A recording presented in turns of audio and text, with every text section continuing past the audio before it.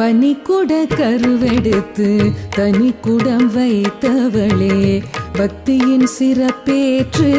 அதில் கரு காத்தவளே பனிக்குட கருவெடுத்து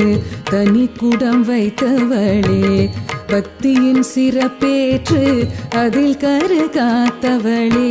முனிவரின் சாபமதை முனைவுடன் தீர்த்தவளே மும்மை வினை அகற்றும் கருகாவூர் தாயே